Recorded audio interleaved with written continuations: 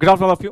आज जो हम टॉपिक शुरू कर रहे हैं उसका नाम है ऑप्टिमल कैपिटल स्ट्रक्चर। एक आसान टॉपिक है और ईबीआईटी ईपीएस एनालिसिस की तरह ये भी एक छोटा टॉपिक है, मतलब 2 से 3 क्लासेस में इस टॉपिक को खत्म हो जाना चाहिए। और ये एक स्कोरिंग टॉपिक भी है, मतलब जब भी एग्जाम में इस टॉपिक से कोई क्वेश्चन आता है तो बच्चा आराम से अटेम्प्ट कर ही पाता है। ऐसे कोई डिफिकल्टी लेवल नहीं दिखता इस टॉपिक में। इस टॉपिक का नाम क्या देख रहे हैं आप? Optimal capital structure. आगे चल के ना, अभी नहीं, इसके ठीक बाद नहीं, आगे चल के एक टॉपिक हम और पढ़ेंगे और उस टॉपिक का नाम होगा कैपिटल स्ट्रक्चर थियरीज। क्या नाम होगा? Capital structure theories. इसको हम ठीक इसके बाद नहीं पढ़ते, हालांकि ये भी कैपिटल स्ट्रक्चर से रिलेटेड टॉपिक होगा, लेकिन इसको ठीक इसके बाद नहीं पढ़ते। और उसके पीछे कारण ये है कि कैपिटल स्ट्रक्चर थियरीज में एक और तीसरे चैप्टर के ना कॉन्सेप्ट यूज होते हैं और उस चैप्टर का नाम है कॉस्ट ऑफ कैपिटल। हमारे सिलेबस का एक बहुत ही इंपॉर्टेंट और रिलेवेंट चैप्टर है कॉस्ट ऑफ कैपिटल। इसके कॉन्सेप्ट कैपिटल स्ट्रक्चर थियरीज नाम के टॉपिक में यूज होते हैं। अब ये सब बातें मैं आपको इसलिए बता रहा हूं क्योंकि कई बच्चे इंस्टीट्यूट के स्टडी मटेरियल को देखते हैं तो वहां पर आपको क्या दिखेगा, कैपिटल स्ट्रक्चर नाम से एक ही चैप्टर है जिसमें ऑप्टिमल कैपिटल स्ट्रक्चर थियरीज जो है एक ही साथ क्लब करके दिया हुआ है। लेकिन हमारा इंस्टीट्यूट का जो स्टडी मटेरियल है वो एक ट्रेडिशनल टेक्स्ट बुक की तरह डिजाइंड है।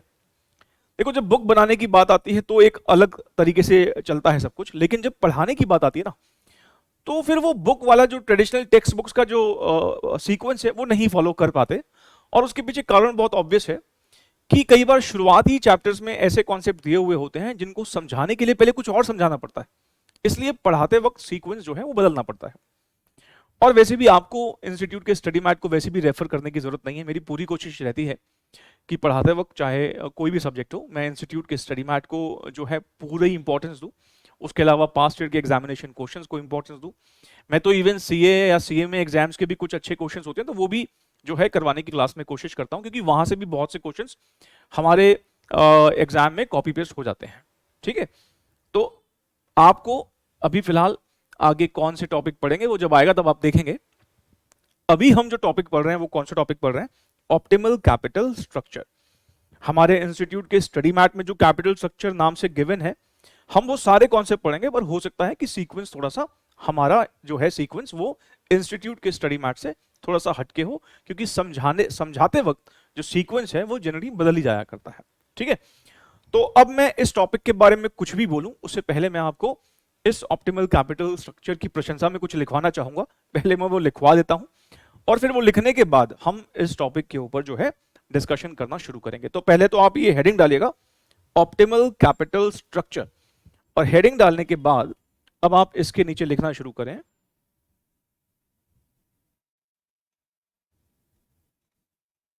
अ कंपनी में रेज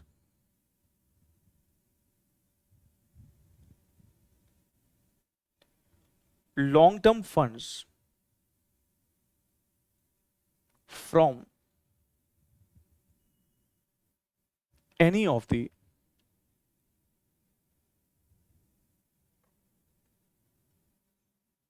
following sources। और वो सोर्सेस क्या होते हैं? Equity shares,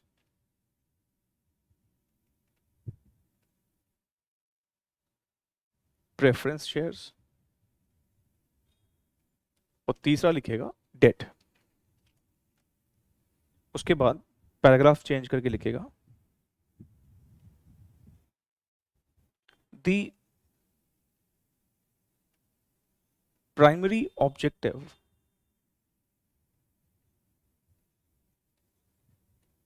of financial management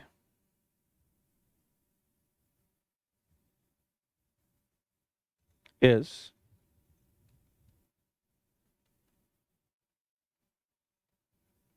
maximization of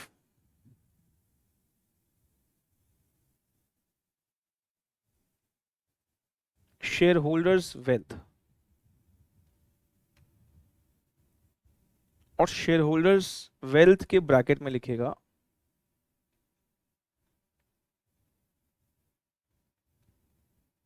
equity share holders wealth.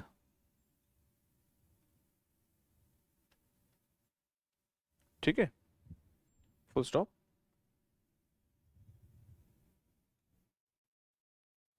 Thus, funds should be raised from such a source which maximize wealth of equity shareholders। ठीक है, इसको note कीजिए।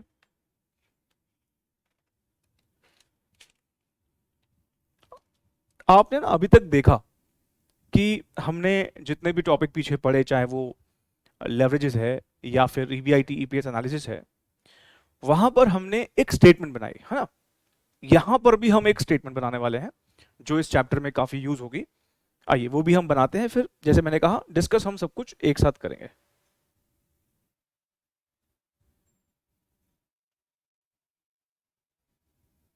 Heading डालेगा statement showing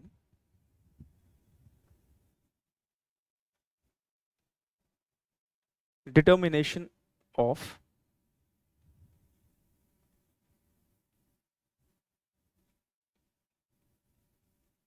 optimal capital structure।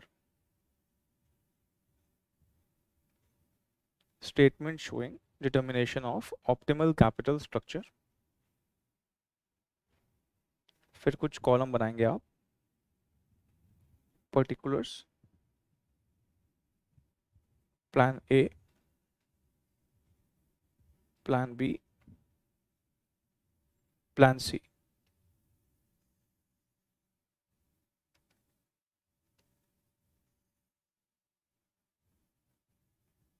और इसके नीचे लिखेगा सबसे पहले EBIT,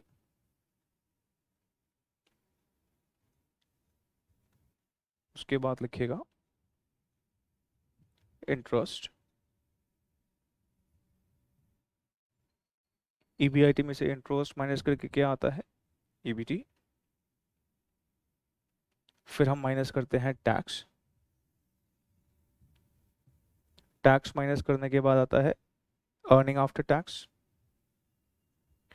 अर्निंग आफ्टर टैक्स में से हम माइनस करते हैं प्रेफरेंस वालों का डिविडेंड। प्रेफरेंस वालों का डिविडेंड माइनस करते ही जो भी प्रॉफिट्स बचते हैं वो किसके लिए होते हैं, इक्विटी शेयर होल्डर्स के लिए। ईबीआईटी ईपीएस एनालिसिस में भी आपने ऐसा कुछ किया था,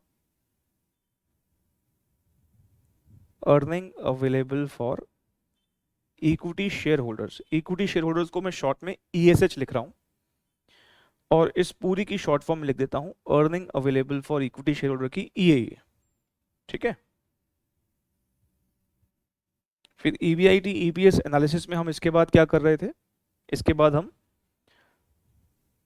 earning available for equity share holders की मदद से, और उसको हम जब नंबर ऑफ इक्विटी शेयर से डिवाइड करते हैं तो फिर जो रिजल्टिंग फिगर आता है उसको हम क्या नाम देते हैं, अर्निंग्स पर शेयर, ईपीएस। तो अर्निंग्स पर शेयर निकालने का क्या तरीका होता है, earning available for equity share holders को नंबर ऑफ इक्विटी शेयर से डिवाइड करते हैं। उसके बाद इसी स्टेटमेंट में अब आप एक नई चीज लिख रहे हैं यहां पर, प्राइस अर्निंग रेशो। क्या लिख रहे हैं, प्राइस अर्निंग रेशो, जिसको हम शॉर्ट में पीई रेशो भी बोल देते हैं। उसके बाद लिखेगा मार्केट प्राइस पर शेयर। कैसे आएगा, ईपीएस को पीई रेशो से मल्टीप्लाई करके। ठीक है, अभी आप बस लिख लीजिए, सारी बातें मैं एक्सप्लेन करूंगा अभी आपको।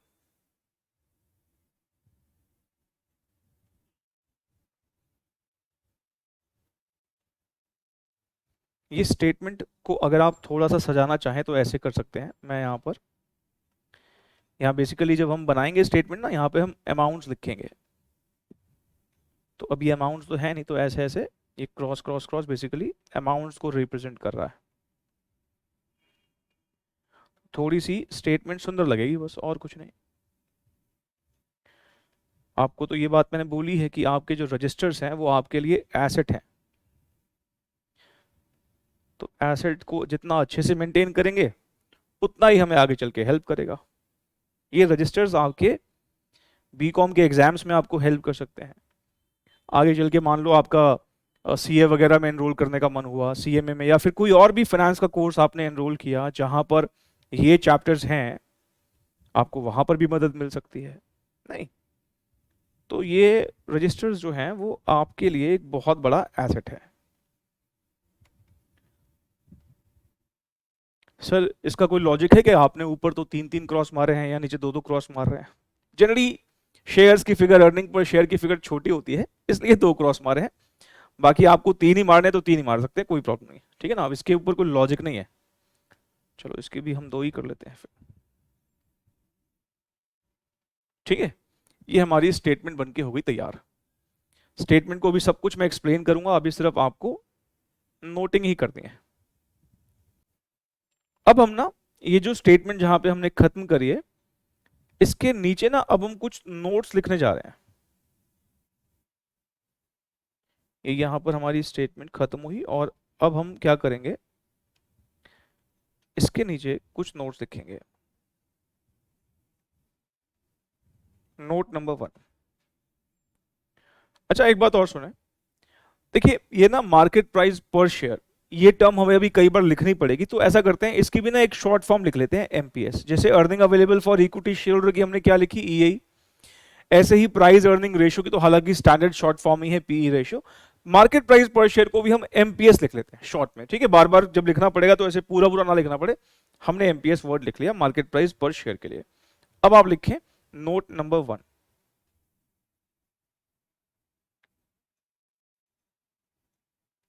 capital structure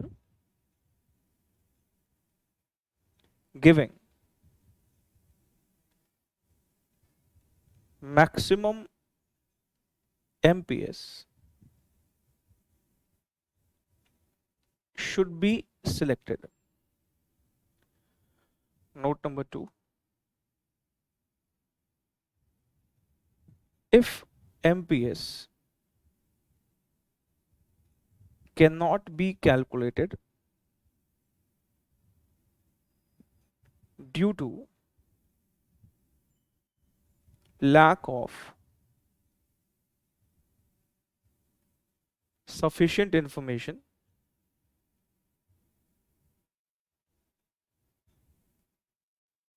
comma, decisions should be made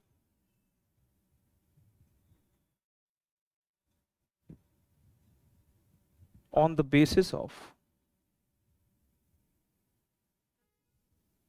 EPS. In other words,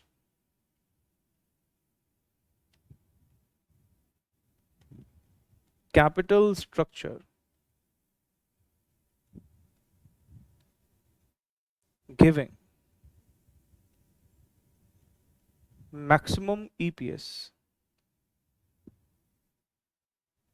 should be selected if MPS cannot be calculated. ये हो गया नोट नंबर 2। इसके नीचे अब आप लिखेंगे note number 3,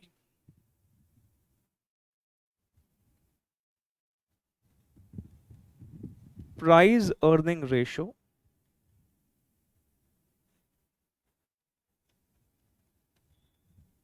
is equal to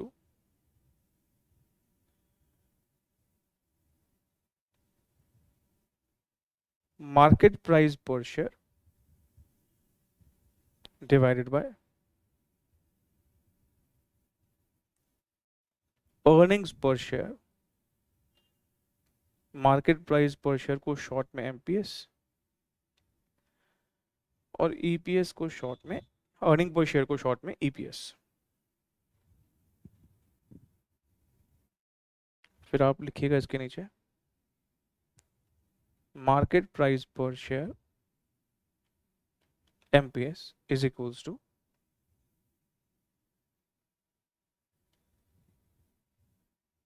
earnings per share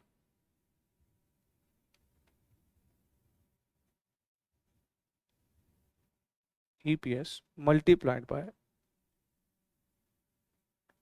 PE ratio.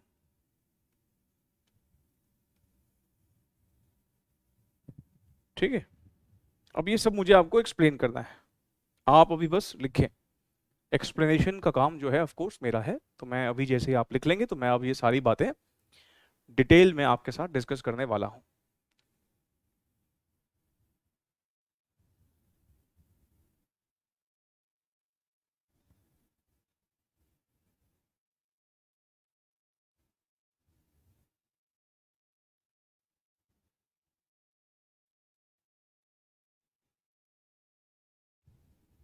चलिए आइए समझने की कोशिश करते हैं कि ये सब हमने क्या लिख दिया और इस टॉपिक में हमें बेसिकली पढ़ना क्या है।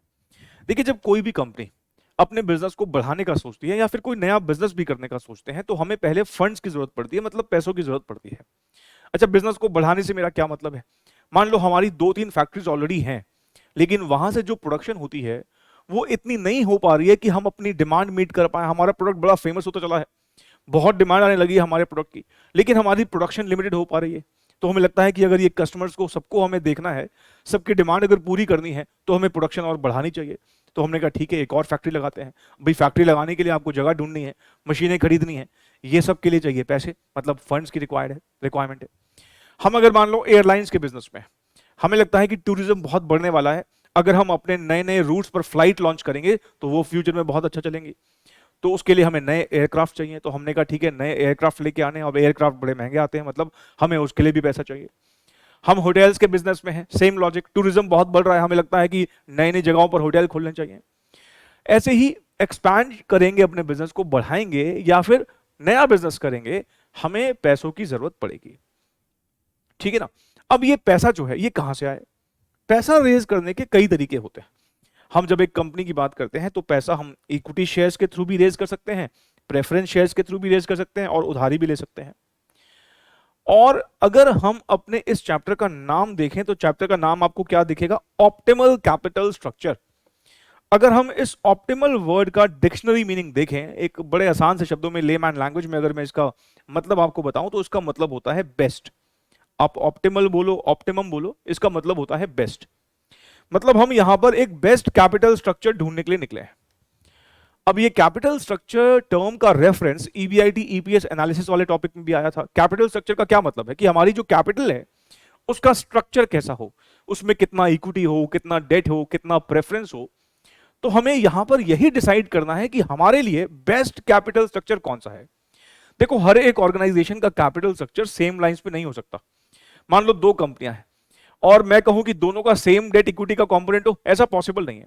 मान लो उसमें से एक कंपनी ऐसी है जो ऑलरेडी बड़े उधार में डूबी है, बड़ा कर्जा है सर पर, बहुत डेट है बैलेंस बुक्स में, तो ऐसी कंपनी को और डेट दे देंगे तो हम तो उसको बंद कराने का सोच रहे हैं। ज्यादा डेट, अगर एक लिमिट से ज्यादा डेट क्रॉस हो जाए तो कंपनी बंद होने के मतलब कंपनी की इंसॉल्वेंसी भी हो सकती है। इसलिए ऐसी कंपनी जो ऑलरेडी उधार में डूबी है उसको डेट नहीं, उसको इक्विटी की जरूरत है। उसको ऐसी कैपिटल चाहिए जो उसको टेंशन फ्री। आप जानते ना, इक्विटी पे हमें डिविडेंड देने की टेंशन नहीं होती अगर हम इक्विटी से पैसा रेज करते हैं, लेकिन डेट ले लेंगे तो इंटरेस्ट देने का हमेशा सर पे एक टेंशन रहेगा। तो ऐसी कंपनी को तो इक्विटी चाहिए। और मान लो एक ऐसी कंपनी है जो बड़ी प्रॉफिटेबल है, डेट अभी उन्होंने आज तक कभी लिया ही नहीं, इक्विटी ही इक्विटी है, तो ऐसी कंपनी अगर डेट के लिए सोचेगी तो सोच सकती है, क्योंकि वो अफोर्ड कर पाएगी। कहने का मतलब ये कि अगर बहुत सी कंपनियां हैं, हर एक कंपनी के लिए सेम कैपिटल स्ट्रक्चर नहीं लग सकता, हर एक कंपनी के लिए एक अलग कैपिटल स्ट्रक्चर बेहतर है। ठीक है, तो हम यहां पर वही optimum capital structure, best capital structure ढूंढने निकले हैं। अब ना हमें यहां पर कैसी सिचुएशंस देखने वाली है, ध्यान से प्लीज सुनेगा। मान लो किसी नामी गिनामी कंपनी का नाम लेते हैं, जैसे रिलायंस। ठीक है, रिलायंस ले लो, टीसीएस है, एशियन पेंट्स है, बड़ी सारी कंपनियां हैं, किसी का भी नाम ले लो। मान लो रिलायंस की ही बात करते हैं। रिलायंस का फ्यूचर पास्ट देखते हैं तो दिखता है कि रिलायंस ने हमेशा ही अपने शेयर होल्डर्स को एक अच्छा खासा डिसेंट रिटर्न दिया है, ठीक है।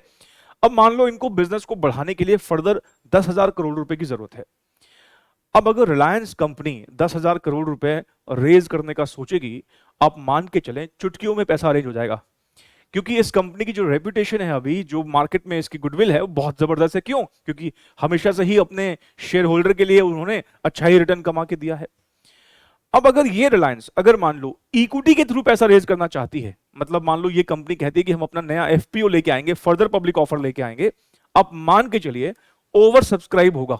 क्यों? कंपनी की रेपुटेशन बहुत अच्छी है। ये कंपनी अगर ये सोचती है कि चलो ठीक है एफपीओ रहने देते हैं, हम अपना जो इक्विटी का जो ओनरशिप है वो हम और ज्यादा स्प्रेड नहीं करना चाहते, हम उधार लेते हैं, डेट लेते हैं, तो बैंकों की लाइन लगी होगी डेट देने के लिए। आप समझ पा रहे हैं? बैंकों की लाइन लगी होगी। ठीक है, ऐसे अगर ये कंपनी ये सोचती है कि हम किसी प्राइवेट प्लेसमेंट के थ्रू, प्रेफरेंस शेयर्स के थ्रू पैसा रेज करते हैं, तो वो भी आराम से हो जाएगा। मतलब कहने का ये है, रिलायंस को चूज करना है कि उनको पैसे कहां से चाहिए।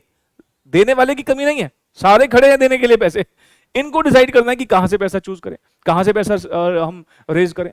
अब ये डिसाइड कौन करेगा?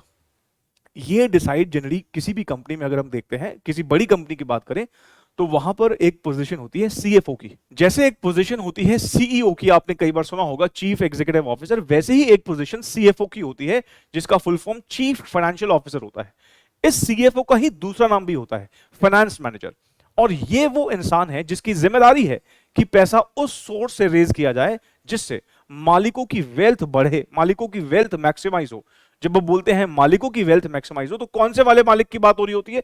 असली मालिक। और कंपनी का असली मालिक कौन? Equity share holder. जब मैंने बोला कंपनी का असली मालिक, तो रिलायंस के कॉन्टेक्स्ट में आपके दिमाग में सिर्फ मुकेश अंबानी का ही नाम शायद आया हो, लेकिन सिर्फ मुकेश अंबानी नहीं। मान लो कल को रिलायंस के मैं भी कुछ शेयर खरीद लेता हूं, तो वो फाइनेंस मैनेजर मुकेश अंबानी के साथ साथ मुकेश जसवानी के बारे में भी सोचेगा। भाई छोटे लेवल पे ही सही, माना मेरे पास मुकेश अंबानी जितनी स्टेक नहीं होगी, लेकिन जो थोड़े बहुत शेयर मैं खरीदूंगा, मान लो रिलायंस के अगर मैं शेयर खरीदता हूं, तो मैं भी तो कंपनी का इक्विटी शेयर होल्डर बन गया। तो उस फाइनेंस मैनेजर की जिम्मेदारी है कि वो इक्विटी शेयर होल्डर्स की वेल्थ को मैक्सिमाइज करने का सोचे। मतलब क्या है, यहां पे हम जो पैसे रेज करेंगे उसको हमें ये दिमाग में रखते हुए रेज करना है कि शेयर होल्डर्स की वेल्थ मैक्सिमाइज हो। हम ये बात कई बार बोलेंगे, कई थियोरेटिकल चैप्टर्स में बोलेंगे कि जो ये सब्जेक्ट है फाइनेंशियल मैनेजमेंट, इसका प्राइमरी ऑब्जेक्टिव है कि शेयर होल्डर्स की वेल्थ को बढ़ाना। जब हम बोलते हैं शेयर होल्डर्स की वेल्थ, तो कौन से वाले शेयर होल्डर की बात हो रही होती है? बात हो रही होती है इक्विटी शेयर होल्डर्स की।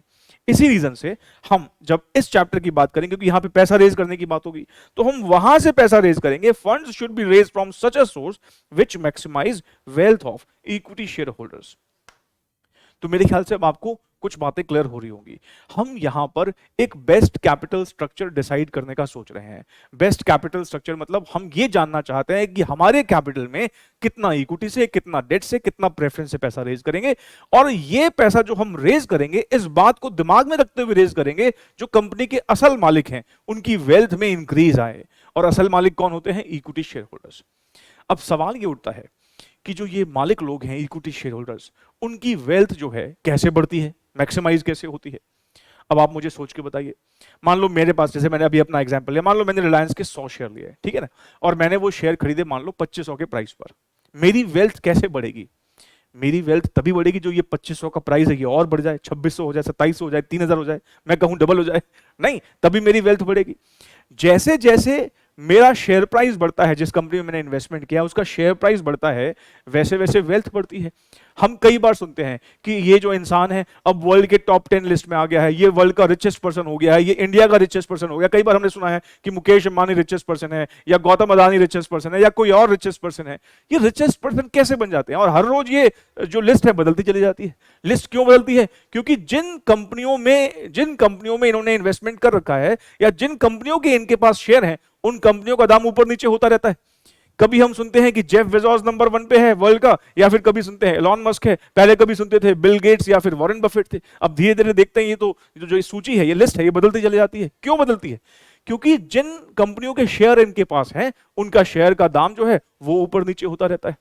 मतलब कहने का ये है कि जो शेयर होल्डर्स की वेल्थ है वो रिप्रेजेंट हो रही होती है कंपनी के शेयर प्राइस से। अगर मान लो किसी पर्टिकुलर कंपनी के किसी शेयर होल्डर के पास मान लो 1 करोड़ शेयर है, 1 करोड़ शेयर है और उनके शेयर का दाम 100 रुपए है, तो उसकी वेल्थ कितनी हो जाएगी? 100 करोड़ रुपए। कल को वो दाम अगर हम 200 कर देते हैं तो वेल्थ 200 करोड़ हो जाएगी, 300 हो जाएगा तो 300 करोड़ हो जाएगी। तो वेल्थ किससे रिप्रेजेंट हो रही होती है? वेल्थ रिप्रेजेंट हो रही होती है शेयर प्राइस से। इसलिए फाइनेंस मैनेजर की यह जिम्मेदारी हो जाती है कि ऐसे पैसे रेज हों, ऐसे सोर्स से पैसे रेज हों, जब रेज कर लिए जाएं तो उसके बाद शेयर होल्डर्स का जो वेल्थ है वो बढ़े। और वेल्थ कैसे बढ़ेगी? कंपनी का स्टॉक प्राइस बढ़ जाए, शेयर प्राइस बढ़ जाए। मैं एक छोटा सा एग्जांपल देता हूं। मान लो एक ऐसी कंपनी जिसकी बुक्स में बहुत उधारी है और वो कल को ये कहते हैं कि हम पैसा रेज करने का सोच रहे हैं और इक्विटी रेज करने का सोच रहे हैं और उस इक्विटी के पैसे से हम डेट को रीपे करेंगे। जानते हो, जैसे वो बोलेंगे ना डेट को रीपे करने वाले हम, तो उधारी कम होने का मतलब कंपनी का रिस्क कम होगा। कंपनी का रिस्क कम होगा तो ऑटोमेटिकली देखना शेयर प्राइस बढ़ना शुरू हो जाएगा। जैसे ही वो बोलेगी ना हम डेट रीपे करने की कोशिश कर रहे हैं, शेयर प्राइस में इंक्रीज आना शुरू हो जाएगा। मतलब ये कि हाँ, जब हम ये कैपिटल स्ट्रक्चर का डिसीजन लेते हैं इसका इंपैक्ट हमारे शेयर प्राइस पर डेफिनेटली पड़ता है। तो हमें वही पैसा, वही सोर्स यूज करना चाहिए जहां से कंपनी का शेयर प्राइस बढ़े। अब कंपनी का शेयर प्राइस कैसे निकालना है, इसी पर हमें मेन चर्चा करते हैं। अब आप देखिए, अब ये स्टेटमेंट आप देखिए, इसकी हमने सबसे पहले तो हेडिंग क्या डाली है? Statement showing determination of optimal capital structure. अब जब हम कोई भी क्वेश्चन सॉल्व करेंगे तो हमें बता रखा होगा कि देखो हमें इतना पैसा रेज करना है और वो पैसा रेज करने के लिए हमारे पास कई सारे ऑप्शंस हैं। पहला ऑप्शन हो सकता है कि जिसमें हमने इक्विटी शेयर से ज्यादा पैसा रेज किया हो। दूसरे ऑप्शन में हो सकता है कि हमने डेट से ज्यादा पैसा रेज किया हो। ऐसे ही तीसरे ऑप्शन में प्रेफरेंस शेयर से हो सकता है ज्यादा पैसा रेज कर रखा हो। और भी ऑप्शंस हो सकते हैं और कई सारे कॉम्बिनेशन बन सकते हैं, आधा आधा डेट आधा इक्विटी, कुछ डेट कुछ इक्विटी कुछ प्रेफरेंस, कई सारे मल्टीपल जो है कॉम्बिनेशंस बन सकते हैं। पर एकेडमिकली जो मैं देखता हूं हमें 3 ऑप्शन या 4 ऑप्शन मैक्सिमम देगा और हमें उसमें से बताना पड़ेगा कि कौन सा बेस्ट है।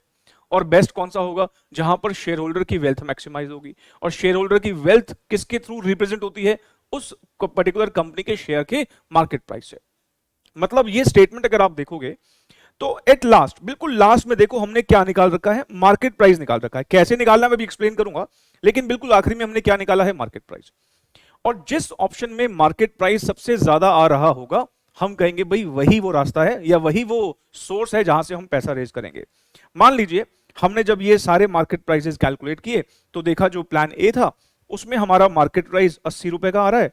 प्लान बी देखा तो वहां हमारा मार्केट प्राइस जो आ रहा है वो 73 का आ रहा है।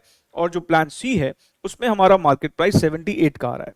तो फिर हम क्या कहेंगे? हम प्लान ए ऑप्ट करेंगे। मतलब हम इस वाले प्लान की तरफ ले जाएंगे, यहां से जो जिस सोर्स से पैसा रेज करने के लिए बोला गया है उस सोर्स से पैसा रेज करेंगे, क्योंकि शेयर होल्डर्स की वेल्थ यहां पर मैक्सिमाइज हो रही है। मतलब हमारी जो फर्स्ट प्रेफरेंस होगी वो ये होगी कि जो ये मार्केट प्राइस हम निकालेंगे, कैसे निकालेंगे मैंने कहा अभी बताऊंगा। ये मार्केट प्राइस लेकिन जो ये निकालेंगे ये कहां सबसे ज्यादा आ रहा है, हम वो वाले प्लान को ऑप्ट कर लेंगे। अब कई बार क्या होगा कि मार्केट प्राइस निकालने के लिए जो जो इंफॉर्मेशन चाहिए होती है वो इंफॉर्मेशन गिवन ही नहीं होगी। तो उस केस में जो हमारा सेकेंडरी डिसीजन क्राइटेरिया होगा वो कौन सा होगा? हम फिर अर्निंग पर शेयर, इस स्टेटमेंट में आप देख रहे हो अर्निंग पर शेयर भी निकाली गई है, हम फिर अर्निंग पर शेयर के बेसिस पे डिसाइड कर लेंगे। मान लीजिए earning per share plan A की आती है 8 रुपए की, प्लान बी की आती है 6 रुपए और यहां पर आती है मान लो 7 रुपए। तो अभी भी हम क्या देखेंगे? किसका मैक्सिमम अर्निंग पर शेयर है, जिसका मैक्सिमम अर्निंग पर शेयर होगा उसको हम ऑप्ट कर लेंगे। मतलब ये कि हमारा जो प्राइमरी डिसीजन मेकिंग क्राइटेरिया होने वाला है वो क्या होने वाला है? Market price. लेकिन हम कुछ ऐसे क्वेश्चंस भी देखेंगे जहां पर हम मार्केट प्राइस निकाल ही नहीं पाएंगे, बिकॉज हमें जो नीडेड इंफॉर्मेशन है वो दे ही नहीं रखी होगी। तो उस केस में फिर हम क्या करने वाले हैं? उस केस में हम अर्निंग पर शेयर को अपना डिसीजन क्राइटेरिया बना लेंगे। अब ये जो स्टेटमेंट है काफी हद तक मिलती जुलती है जो आपने ईबीआईटी ईपीएस एनालिसिस में देखी। लेकिन ईबीआईटी ईपीएस एनालिसिस जब हम टॉपिक पढ़ रहे थे वहां पर हम ईपीएस तक ही अपना जो कैलकुलेशन थे वहीं पे रोक देते थे। लेकिन यहां पर हमें एक स्टेप आगे जाना है। क्या निकालना है? मार्केट प्राइस पर शेयर निकालना है।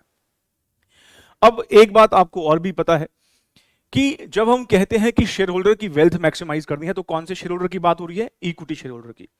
और ये बात मैं पहले भी बता चुका हूं कि जब हम अर्निंग पर शेयर निकालते हैं तो अर्निंग पर शेयर भी basically earning per equity share ही होता है। क्यों? क्योंकि हम यहां पर देखते हैं कि अल्टीमेटली हम उन्हीं प्रॉफिट्स के बेसिस पे अर्निंग पर शेयर निकालते हैं जो इक्विटी शेयर होल्डर के लिए बचे। हमने पहले ईबीआईटी लिया, तो डेट वालों का इंटरेस्ट माइनस कर दिया, ईबीटी बचा, सरकार को टैक्स दे दिया, ईएटी बचा, फिर प्रेफरेंस वालों को उनका डिविडेंड भी दे दिया। तो अल्टीमेटली जिस जिसका बनता था सबका दे दिया। तो ये जो बची हुई इनकम है इसको हम क्या बोलते हैं, earning available for equity share holder, और इसी को नंबर ऑफ इक्विटी शेयर से डिवाइड करते हैं। किससे डिवाइड करते हैं? नंबर ऑफ इक्विटी शेयर से। तो क्या निकल आता है? Earning per share. और अर्निंग पर शेयर बोलो या अर्निंग पर इक्विटी शेयर बोलो, बात एक ही है। और इसी अर्निंग पर शेयर की मदद से हम मार्केट प्राइस निकाल देंगे, जो कि इंप्लाइड है इक्विटी शेयर का ही होगा। तो जहां पर सबसे ज्यादा होगा वो हम ऑप्ट कर लेंगे। तो हमने पहला नोट यही लिखा है कि हम उस वाले कैपिटल स्ट्रक्चर को ऑप्ट करेंगे जो हमें मैक्सिमम एमपीएस देगा, मार्केट प्राइस पर शेयर देगा। लेकिन फिर दूसरा नोट क्या लिखा है, अगर एमपीएस हम नहीं कैलकुलेट कर सकते, क्यों नहीं कर पाएंगे? क्योंकि कुछ इंफॉर्मेशन चाहिए होगी, वो होगी नहीं। तो उस केस में हमारा डिसीजन किसके बेसिस पर होगा? On the basis of EPS. मतलब उस केस में हम उस वाले कैपिटल स्ट्रक्चर को ऑप्ट कर लेंगे जो हमें मैक्सिमम ईपीएस देंगे, अगर एमपीएस मतलब मार्केट प्राइस पर शेयर नहीं निकल सकता तब। तो ईबीआईटी ईपीएस एनालिसिस में ना हम ऑलरेडी ईपीएस निकालना सीख चुके हैं। तो ऐसे क्वेश्चंस जहां पर हम मार्केट प्राइस नहीं निकाल पाएंगे, तो ऐसे क्वेश्चंस में तो हमें वही काम करना है जो ईबीआईटी ईपीएस एनालिसिस में किया था, मतलब ईपीएस निकालना है। बस यहां पर हमें एक कंक्लूजन लिखना पड़ेगा कि देखो ये सबसे ज्यादा ईपीएस दे रहा है प्लान, इसलिए इसको हम ऑप्ट कर लेंगे। अब लेकिन सवाल ये उठता है कि एमपीएस मतलब मार्केट प्राइस पर शेयर हम कैसे निकालेंगे? ये मैं अब आपके साथ यहां पर डिस्कस करने लगा हूं। पहले मुझे ये क्लियर कीजिए कि आपको क्या ये स्टेटमेंट तो क्लियर है? स्टेटमेंट में मेरे ख्याल से एज सच कोई प्रॉब्लम नहीं होगी। और मैं कह रहा हूं बड़े सिंपलेस्ट क्वेश्चंस हैं, बहुत सिंपल क्वेश्चंस हैं, सारी इंफॉर्मेशन हमें दे रखी होगी। कुछ एक आध छोटी छोटी बातें हैं जिस पे हमें ध्यान देना है। मैं आपको सारी बातें वो एज अ नोट लिखवाऊंगा भी, ताकि वो हम एग्जाम में बेवकूफी ना कराएं। लेकिन अदरवाइज वो छोटी बातें अगर हम ध्यान दे लेते हैं, उन पे अगर हम गलती नहीं करते हैं, तो चांसेस हैं कि इस चैप्टर से जो भी क्वेश्चंस आएंगे आप आराम से अटेम्प्ट कर पाएंगे, कोई प्रॉब्लम आपको नहीं आएगी। ठीक है, तो आइए हम पहले इस बात को देख लेते हैं कि ये मार्केट प्राइस पर शेयर जो है वो हमें कैसे कंप्यूट करना है। देखिए हमारे सिलेबस में ना हम कई बार इस रेशो का जिक्र करेंगे, कई बार हमारे सिलेबस में अलग अलग चैप्टर्स में इस रेशो का जिक्र आएगा जिसका नाम है प्राइस अर्निंग रेशो।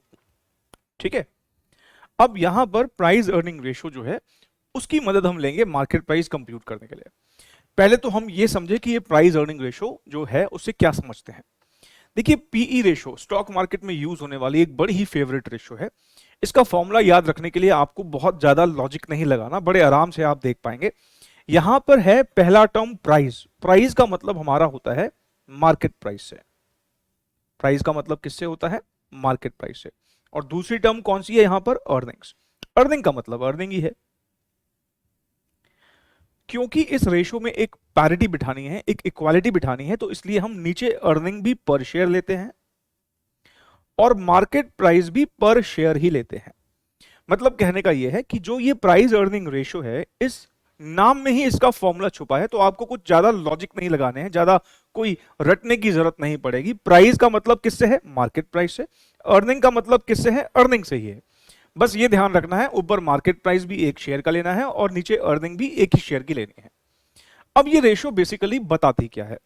हम अगर इस रेशो को देखते हैं, फॉर एग्जांपल अगर मैं कहता हूं कि किसी कंपनी ने इस साल 10 रुपए की अर्निंग जो है वो रिपोर्ट करी है। कितने की अर्निंग रिपोर्ट करी है? 10 रुपए की। मतलब हर एक शेयर होल्डर के लिए 10 रुपए की कमाई करके दी है। और जब हम उसका स्टॉक मार्केट में प्राइस देखते हैं कि कितना चल रहा है, तो हमने देखा कि कंपनी का जो मार्केट प्राइस चल रहा है वो 200 रुपए चल रहा है। कंपनी ने एक शेयर पर कितना कमा के दिया है? 10 रुपए। मतलब अर्निंग पर शेयर कितना है? 10 रुपए। लेकिन स्टॉक मार्केट में चेक करते हैं तो कंपनी का जो शेयर प्राइस चल रहा है मार्केट में वो 200 रुपए का चल रहा है। इसका मतलब यह हुआ कि कोई भी इन्वेस्टर जब इस कंपनी का शेयर खरीदना चाहता है तो वो उसकी 1 रुपए की कमाई को लेने के लिए, भाई कल को मैं इसका शेयर खरीदूंगा तो वो कमाई मेरी ही कहलाई जाएगी। जब कंपनी कुछ कमा के देगी वो अर्निंग पर शेयर किसके लिए है? शेयर होल्डर के लिए। तो मैं ये कह रहा हूं कि 10 रुपए की कमाई के लिए मैं इसका 200 रुपए दाम देने को तैयार हूं। भाई इस कंपनी ने 10 रुपए कमा के दिए हैं और आप कितने रुपए देने को तैयार हैं? 200 रुपए देने को तैयार हैं। 10 रुपए के लिए 200 रुपए देने के लिए तैयार हूं। इसका मतलब मैं ये भी कह सकता हूं कि हर 1 रुपए के लिए, हर 1 रुपए की अर्निंग के लिए मैं 20 रुपए का मार्केट प्राइस देने को तैयार हूं। मतलब एक तरह से देखा जाए उसकी अर्निंग का मैं 20 गुना देने को तैयार हूं।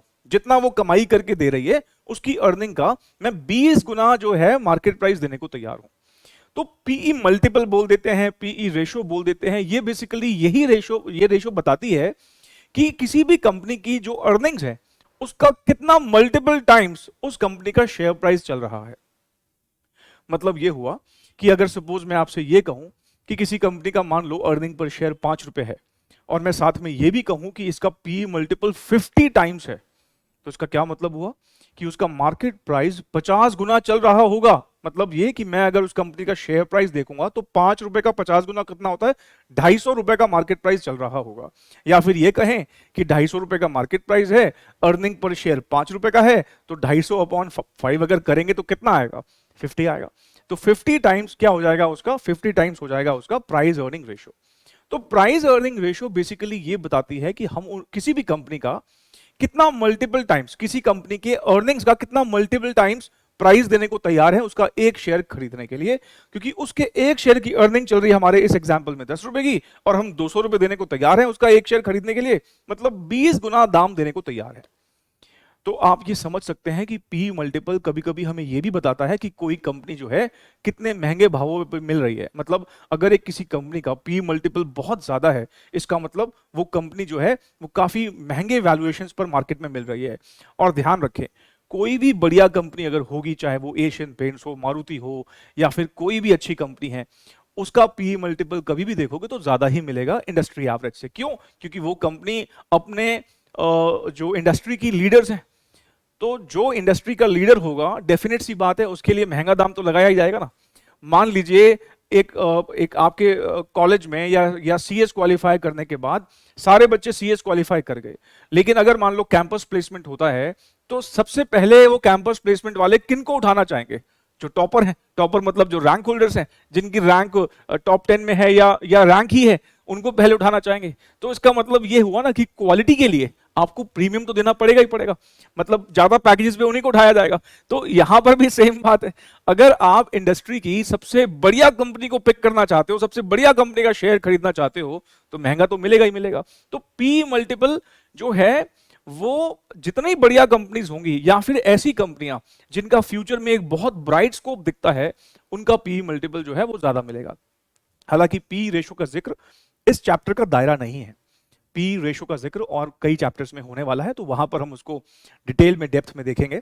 फिलहाल के लिए अभी सिर्फ आप इतना समझिए कि पी रेशो का मतलब है price, market price per share divide by earning per share. और इसको मैं इंटरप्रेट करना चाहूं तो हम ये कह सकते हैं कि किसी भी कंपनी की अर्निंग जितनी है उसका कितना गुना दाम मार्केट में चल रहा है, वो बेसिकली पी मल्टीपल है। तो मुझे कितना गुना दाम देना पड़ेगा वो निकालना हो, पी रेशो निकालना हो, तो मुझे क्या करना चाहिए? हमें उस कंपनी का मार्केट प्राइस देखना चाहिए। मार्केट प्राइस मान लीजिए चल रहा है किसी कंपनी का 500 रुपए, और उसका अर्निंग पर शेयर देखना चाहिए। अर्निंग पर शेयर मान लो है 20 रुपए का, इसका मतलब इस कंपनी का जो प्राइस है वो 25 गुना चल रहा है उसकी अर्निंग पर शेयर का। 20 का 25 गुना करोगे तो कितना आएगा? 500। अब ना हमें इस चैप्टर में क्या ध्यान रखना है वो देखना है। देखिए अब इस चैप्टर की बात हम करते हैं। हमें यह पता है कि प्राइस अर्निंग रेशो का एक फॉर्मूला होता है। क्या फॉर्मूला होता है? Market price divided by earning per share. अब हमारा यहां पर मेन ऑब्जेक्टिव क्या है? मार्केट प्राइस निकालना। मतलब हमें यहां पर यह चीज निकालनी है। मतलब यह कि हमें मार्केट प्राइस निकालनी है, तो देखो तीन चीजें हैं। अगर मैं आपको मार्केट प्राइस और ईपीएस दूंगा तो आप पी रेशो निकाल देंगे। मैं अगर आपको अर्निंग पर शेयर और ये पी रेशो मैं बता दूं आपको, तो मार्केट प्राइस निकल सकता है। मतलब मुझे अगर मार्केट प्राइस निकालना हो तो मुझे दो चीजें पता होनी चाहिए। क्या क्या? EPS multiplied by P ratio. EPS multiplied by P ratio. मतलब हमें मार्केट प्राइस क्योंकि चाहिए, यहां पर हम वो वाला कैपिटल स्ट्रक्चर ऑप्ट करेंगे जिसका मार्केट प्राइस सबसे ज्यादा होगा। तो देखो ईपीएस निकालना तो हमें जानते हैं, ईपीएस निकालने में तो कोई दिक्कत नहीं है। स्टेटमेंट बनाएंगे, ईबीआईटी से शुरू करेंगे और ईपीएस तक पहुंच जाएंगे। मेन हमें क्या निकालना है? Market price. तो हमें ज्यादातर क्वेश्चंस में प्राइस अर्निंग रेशो दे रखा होगा, तो उसको ईपीएस से मल्टीप्लाई कर देना, मार्केट प्राइस निकल आएगा। मैं आपको कहा ना कि पहली प्रेफरेंस किसको देनी है? मार्केट प्राइस को। तो ऐसे क्वेश्चंस जहां पर हमको पी रेशो दे रखा होगा, ईपीएस हम निकालेंगे। ईपीएस हमारा काम है निकालना। पी रेशो क्वेश्चन में दिया होगा तो पी रेशो को ईपीएस से मल्टीप्लाई कर देंगे, मार्केट प्राइस निकल आएगा। और ऐसे क्वेश्चंस जहां पर ये पी रेशो नहीं दे रखा है, उस केस में मार्केट प्राइस निकल नहीं सकता, वहां पर हम ईपीएस के बेसिस पे ही डिसाइड कर लेंगे। मतलब सिंपल ये है, प्राइस अर्निंग रेशो, मैंने कहा देखो इसके ऊपर ना प्राइस अर्निंग रेशो एक ऐसी रेशो है जिसको हम अलग अलग चैप्टर्स में अच्छे से डिस्कस करेंगे। फिलहाल यहां सिर्फ हमारा जो मेन पॉइंट ऑफ व्यू वो कैपिटल स्ट्रक्चर ऑप्ट करना है। पी रेशो यहां डिस्कशन का दायरा है ही नहीं, पर क्योंकि जरूरत पड़ी है तो मैंने कहा इसलिए एक्सप्लेन कर देता हूं आपको। पी रेशो का फॉर्मूला क्या होता है? Market price divide by earning per share. हमें बेसिकली मार्केट प्राइस निकालना है। पी रेशो हमें इस चैप्टर में निकालने के लिए नहीं बोलेगा, पी रेशो अलग चैप्टर्स में निकालने के लिए बोलेगा। यहां पर हमें क्या निकालने के लिए बोलेगा? Market price. तो मार्केट प्राइस फिर हम कैसे निकालें? हम अर्निंग पर शेयर को इधर ले जाएंगे। तो एमपीएस निकालने के लिए हमें क्या करना चाहिए? हमें पी रेशो को ईपीएस से मल्टीप्लाई कर देना चाहिए। अब मैंने आपसे कहा कि जो ये ईपीएस है ना, ये हमें निकालना आता है। स्टेटमेंट बनाएंगे, ईपीएस तो हम निकाल देंगे, कोई दिक्कत नहीं है। पी रेशो हमें निकालने की जरूरत नहीं है, ये हमें क्वेश्चन में हमेशा गिवन होगा। और जब ये क्वेश्चन में दे रखा होगा, इसका मतलब ये हमें बता रखा है कि भाई देखो, अगर किसी कंपनी का ईपीएस 5 रुपए है और उसका पी मल्टीपल 20 टाइम है, इसका मतलब उसका मार्केट प्राइस जो चल रहा है स्टॉक मार्केट में अर्निंग का 20 गुना है। तो 5 को 20 से मल्टीप्लाई कर देंगे और हमारा मार्केट प्राइस निकल आएगा। मतलब हमें मार्केट प्राइस निकालने के लिए कोई बहुत बड़े एफर्ट नहीं लगाने हैं। ईपीएस तक तो हम जानते ही हैं, पी रेशो क्वेश्चन खुद ही बताएगा हमको और पी रेशो से हम मल्टीप्लाई कर देंगे। पी रेशो नहीं बताएगा तो हम कहेंगे ठीक है भाई, हमारे लिए काम आसान हो गया। फिर हम अर्निंग पर शेयर के बेसिस पे ही डिसाइड कर लेंगे कि भाई इसी की बेसिस पे रीजन ले लो, जहां पर सबसे ज्यादा अर्निंग पर शेयर आ रहा है वही हम कह देंगे, बस इसी को ऑप्ट करना है।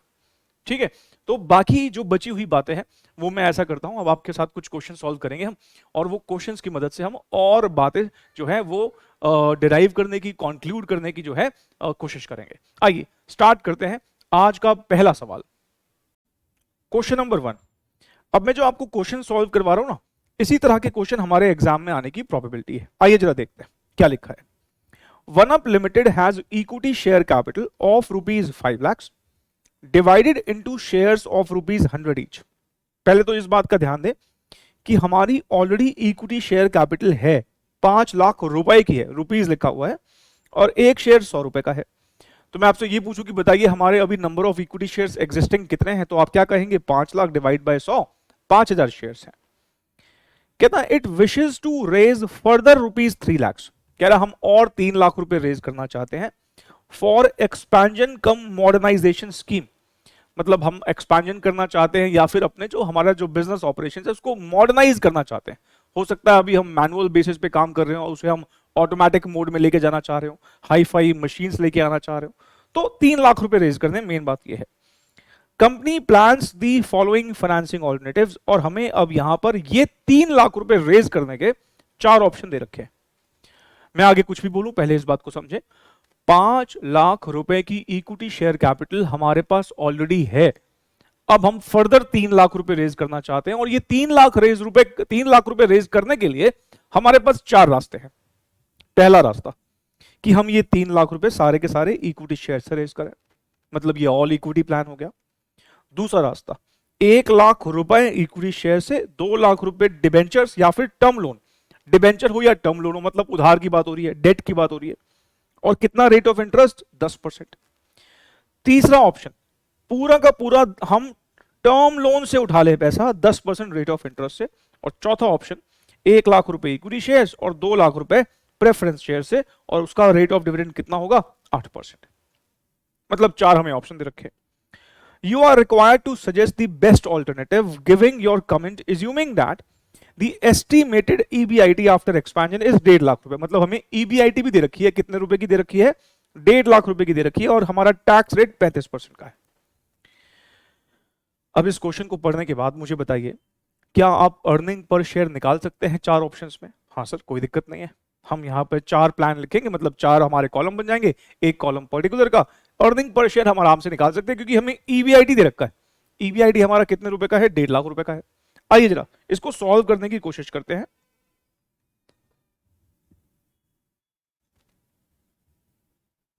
क्वेश्चन नंबर 1, पहले हम एक हेडिंग डालेंगे, statement showing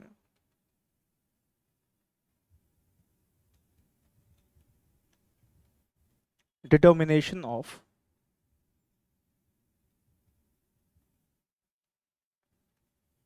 optimal capital structure.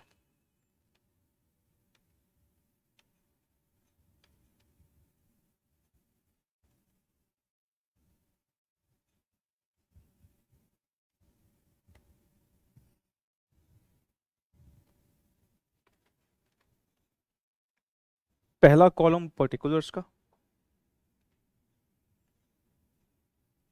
दूसरा कॉलम प्लान 1 का,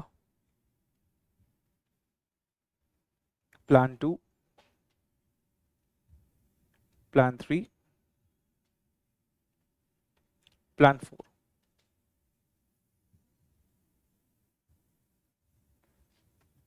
सबसे पहले हम क्या लिखने वाले हैं यहां पर, ईबीआईटी। ईबीआईटी हमें इस क्वेश्चन में दे रखी है 1,50,000 की है।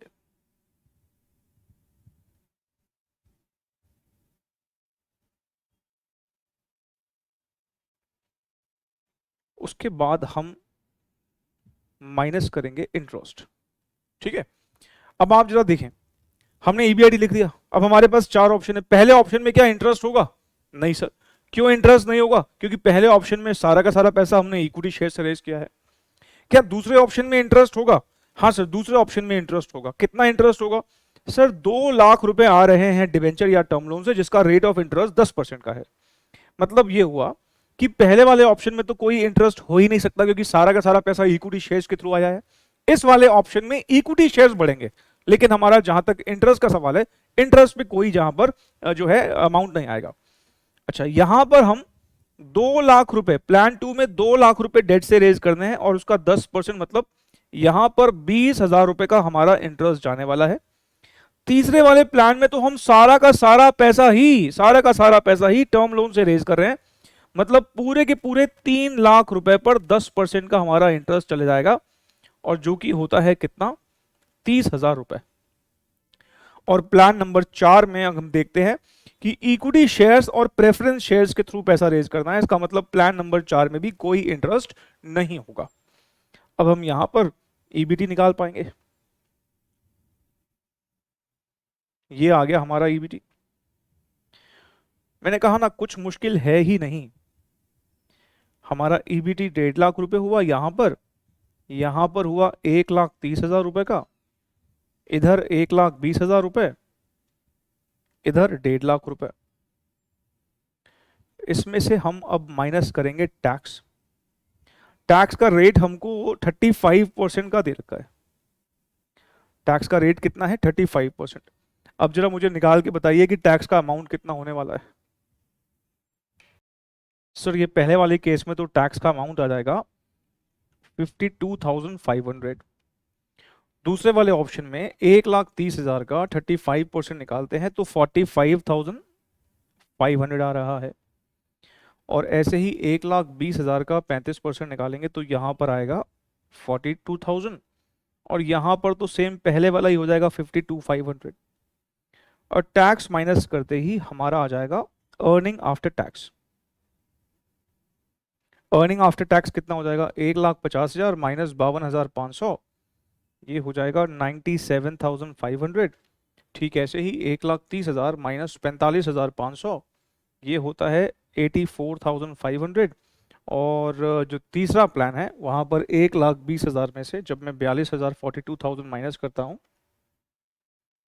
तो ये 78,000 आता है, और यहां पर 97,500 ही रहने वाला है।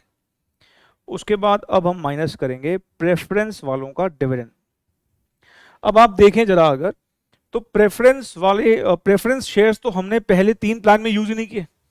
पहला प्लान तो पूरा पूरा इक्विटी प्लान था, प्रेफरेंस शेयर यहां पर आए नहीं। दूसरे प्लान में हमने इक्विटी और डेट का मिक्सचर यूज किया है तो यहां पर भी नहीं आए। तीसरे वाला प्लान पूरा का पूरा ही डेट का था। चौथे वाले प्लान में हमने जरूर प्रेफरेंस शेयर्स को यूज किया है, और कितना अमाउंट? 2 लाख रुपए। रेट ऑफ डिविडेंड 8% है। इसका मतलब यहां पर हम 2 लाख का 8% जब निकालेंगे तो ये हमारा इधर का प्रेफरेंस डिविडेंड आ जाएगा 16,000 रुपए, है ना। और उसके बाद हम यहां पर लिखेंगे earning available for equity share holders, short में हम EAE लिख देते हैं यहां पर, और हमारा ये 97,500, 84,500, 78,000, और 97,500 में से 16,000 माइनस करते हैं तो ये आता है 81,500। ठीक, तो ये हमारा earning available for equity share holders आ गया। अब हमें निकालना है EPS, और EPS के लिए हमें चाहिए होंगे number of equity shares. EPS के लिए हमको क्या चाहिए होंगे, नंबर ऑफ इक्विटी शेयर्स। अब 2 मिनट के लिए प्लीज पेन छोड़ के सामने देखिए, हमारे ध्यान रखिएगा 5 लाख डिवाइड बाय 100, 5 लाख रुपए की कैपिटल हमारे पास ऑलरेडी है, 100 रुपए का एक शेयर है। 5 लाख रुपए की कैपिटल है, 100 रुपए का एक शेयर है, मतलब 5000 शेयर हमारे पास पहले से हैं। पहले वाले प्लान में हमने सारा का सारा पैसा इक्विटी शेयर से रेज करने के लिए सोचा है, मतलब हम 3 लाख रुपए जो है इक्विटी शेयर से रेज करना चाहते हैं।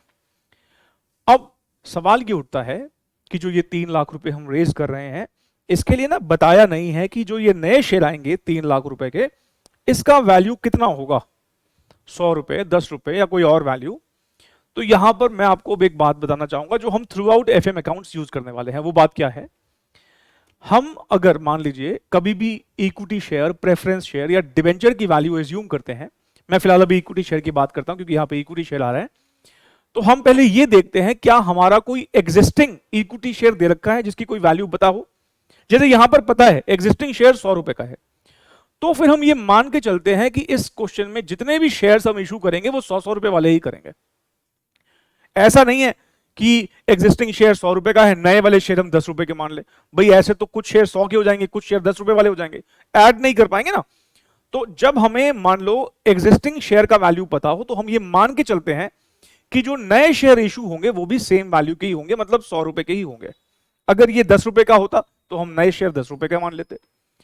हां, अगर मान लो हमें एग्जिस्टिंग शेयर का वैल्यू पता ही ना होता, जैसे कि ईबीआईटी ईपीएस एनालिसिस में कुछ एक आध क्वेश्चन थे, तो फिर वहां पे हम इक्विटी शेयर के लिए 10 रुपए का वैल्यू एज्यूम कर लेते। यहां एज्यूम करने की जरूरत नहीं है, क्यों?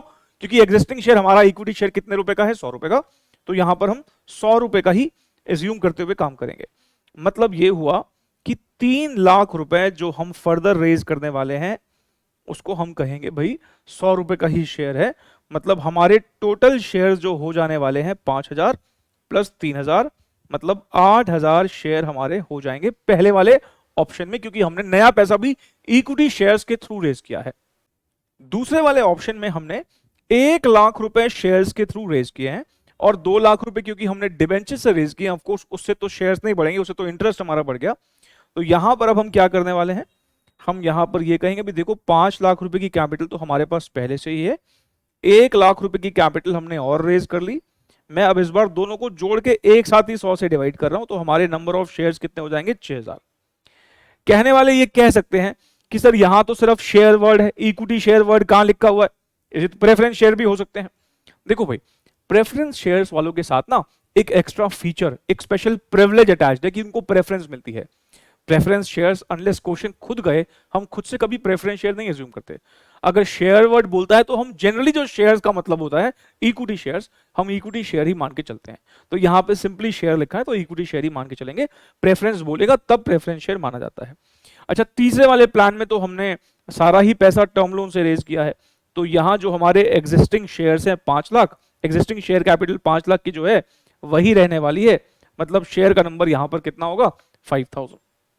और हमारा जो आखिरी प्लान है उसमें हम इक्विटी शेयर्स के थ्रू यहां पर भी 1 लाख ही रेज कर रहे हैं, तो यहां पर भी हमारी टोटल इक्विटी कैपिटल 6 लाख रुपए हो जाएगी। 5 लाख तो एग्जिस्टिंग है, 1 लाख रुपए के नए शेयर्स, और हमारा एक शेयर का वैल्यू 100 रुपए का है, तो 6000 शेयर्स हमारे यहां पर भी हो जाने वाले हैं।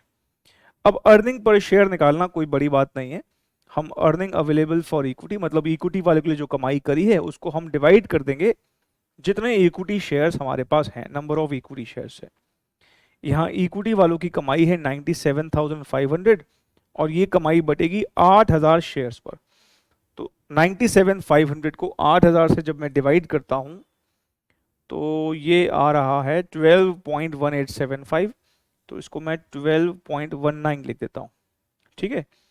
84,500 को जब मैं 6000 से डिवाइड करता हूं तो ये आएगा 84,500 डिवाइड बाय 6000, ये आ रहा है 14.08। ये क्या आ रहा है, 14.08। ऐसे ही हम अगर 78,000 को 5000 से डिवाइड कर देते हैं तो यहाँ पर 15.6 आता है। 78,000 को 5000 से डिवाइड करेंगे तो 15.6 आएगा। ऐसे ही 81,500 को अगर हम 6000 से डिवाइड कर देते हैं, 81,500 को 6000 से डिवाइड करते हैं तो ये आता है 13.58। ये हमारी चारों प्लान्स की ईपीएस आ गई। हाईएस्ट ईपीएस कौन सा है? हाईएस्ट ईपीएस सर ये 15.6 है। मैं यहां पर हाईएस्ट ईपीएस पर फोकस क्यों कर रहा हूं? क्योंकि इस क्वेश्चन में ना हमें कहीं पर भी प्राइस अर्निंग रेशियो नहीं दे रखी। इसका मतलब मार्केट प्राइस इस क्वेश्चन में नहीं निकाला जा सकता। क्योंकि मार्केट प्राइस नहीं निकाला जा सकता तो हमारी सेकंड प्रेफरेंस किसको लेकर होती है? अर्निंग पर शेयर को। जहां हम कहेंगे भाई मालिकों के लिए हम ज्यादा कमाई करके दे रहे हैं, वो वाला ऑप्शन ऑप्ट कर लेंगे। ज्यादा कमाई यहां पर तीसरे वाले प्लान में है। इसका मतलब हम यहां पर जो ऑप्शन ऑप्ट करेंगे वो करेंगे all that plan.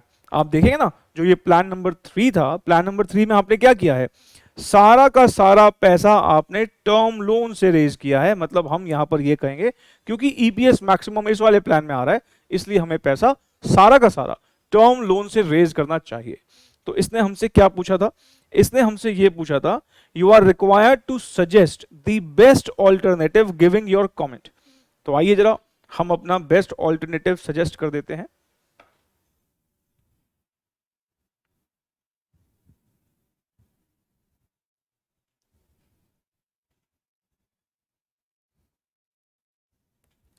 Plan 3 is giving maximum EPS of rupees 15.6. Thus, company should raise funds by way of कितना परसेंट है भाई rate of interest? 10%। Bye way of 10% term loan. बस कमेंट का मतलब ये थोड़ी है कि हम कोई लंबी सी कहानी लिख के आएंगे। बस ये ठीक है, 2 लाइन में अपना हमने जवाब दे दिया कि भाई देखो ये कर लो।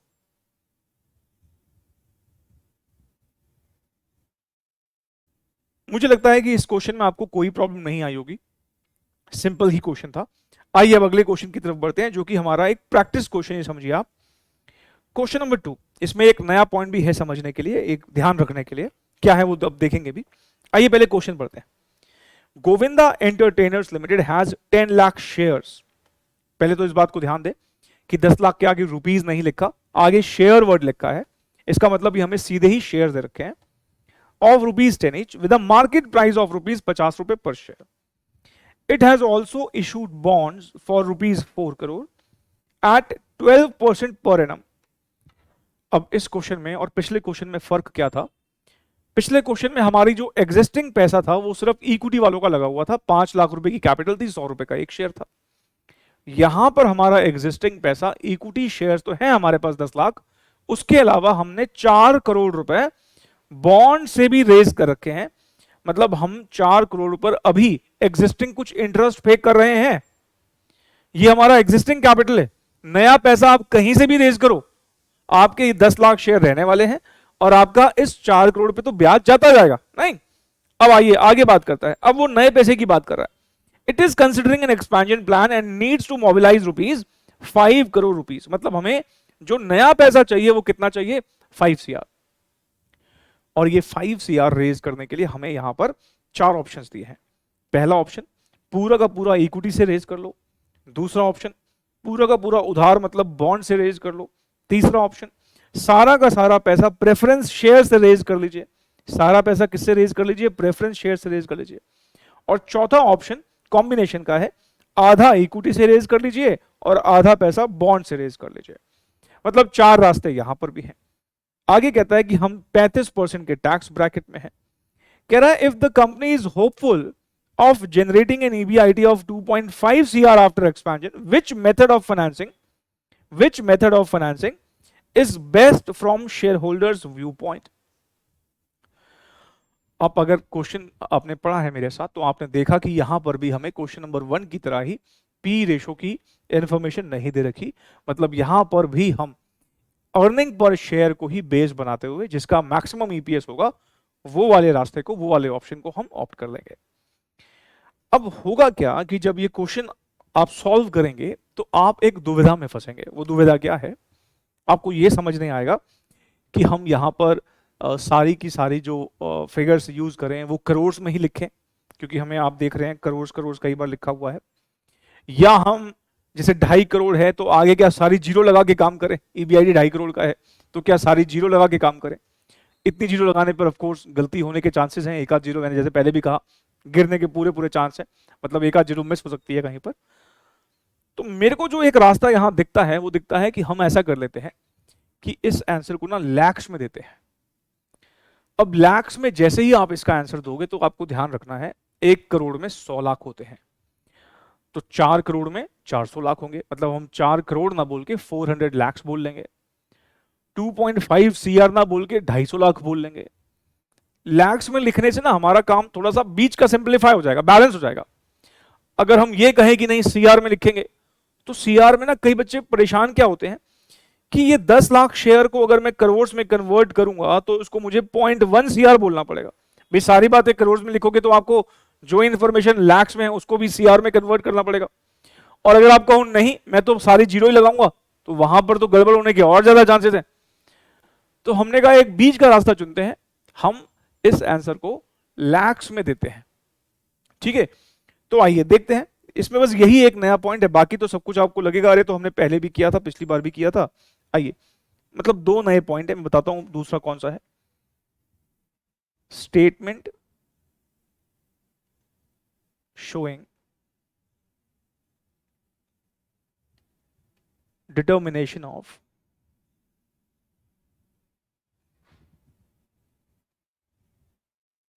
optimal capital structure.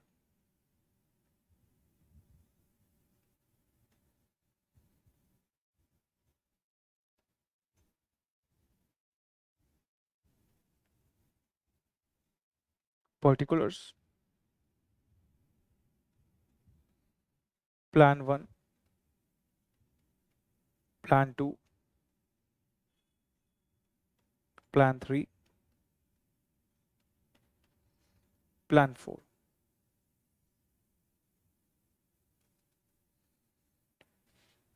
और ऊपर हम यहां लिख देते हैं कि ये सारी की सारी जो हम कैलकुलेशन करने वाले हैं ये लैक्स में करने वाले हैं। ठीक है,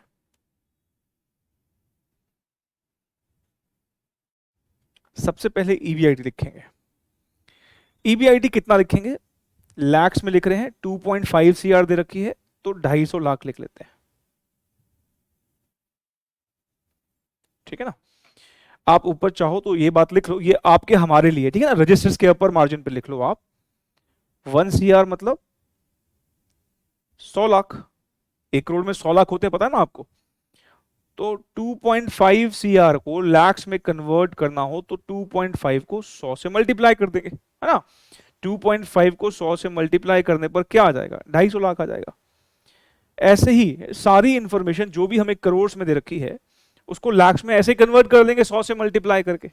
आती है ना बात समझ में, जो करोड़ में दे रखा है उसको हम लैक्स में कैसे कन्वर्ट करेंगे, 100 से मल्टीप्लाई करके। तो ये हमने यहां पर एक नई बात सीखी। कुछ बच्चों को लगता है सर हमें एग्जाम में ऐसे अपने आप कैसे आ जाएगा। अरे एग्जाम में अपने आप दिमाग में नहीं आएगा, तभी तो मेरे पास आए हो तभी तो मुझसे सीखने आए हो। जो चीजें मुझे पता है मैं आपको बता दूंगा, जो चीजें एज अ टीचर या फिर मैं जो अपने एक्सपीरियंस से देखता आया हूं तो वो चीजें मैं आपके साथ शेयर कर रहा हूं। और क्योंकि आप खुद से नहीं पहचान पाएंगे, खुद से नहीं जान पाएंगे, इसलिए आप मदद ले रहे हैं। मैं भी कहीं फंसता हूं तो मैं भी किसी की मदद लेता हूं, तो हर एक इंसान ऐसे ही एक दूसरे से ही सीखता है। तो आप ये चीज तो सीखना है ना, आपको खुद से कैसे पता होगा। ठीक, आइए आगे बढ़ते हैं। इसमें से अब हम माइनस करेंगे इंटरेस्ट। अब ध्यान रखें इंटरेस्ट पहले हमारा एग्जिस्टिंग, जो हमारा एग्जिस्टिंग ब्याज है वो तो हमें पे करना ही पड़ेगा। एग्जिस्टिंग ब्याज तो हमें देना ही देना है, चाहे नया पैसा कहां से भी रेज करें। 4 करोड़ रुपए का हमारे एग्जिस्टिंग बॉन्ड्स आप देख रहे हैं, हमने ये इशू कर रखे हैं 4 करोड़ के, उस पर 12% का हमें रेट ऑफ इंटरेस्ट देना है। 4 करोड़ को मैंने 400 लाख लिख दिया ना, क्योंकि लाख्स में लिख रहे हैं। 400 इंटू 12% 48। देखो मैं तो बिल्कुल आपको बिल्कुल बच्चों की तरह सारी बातें एक्सप्लेन कर रहा हूं, मैं कहीं पर भी ये एज्यूम नहीं कर रहा कि अरे ये तो आपको पता ही होना चाहिए। अब आते हैं न्यू इंटरेस्ट पर। पहला वाला हमारा प्लान जो है वो पूरा का पूरा इक्विटी प्लान है, तो नया इंटरेस्ट यहां तो होगा नहीं। इवन दूसरा वाला प्लान, तीसरा भी प्लान जो है वो प्रेफरेंस शेयर्स वाला प्लान है, तो यहां पर भी इंटरेस्ट नहीं होगा। लेकिन जो दूसरा प्लान है वो तो हमारा बॉन्ड्स का है। इसका मतलब दूसरे वाले प्लान में हमने जो 5 करोड़ कह लो या 500 लाख कह लो, 10% बॉन्ड्स के थ्रू पैसा रेज किया है ना, 10% बॉन्ड्स के थ्रू पैसा रेज किया है। तो हमारा जो हो जाएगा वो कितना हो जाएगा, 50 हो जाएगा। मेरी बात आपको समझ में आ रही है? इसमें कोई डाउट तो नहीं है? इस बात को ध्यान रखिएगा आप।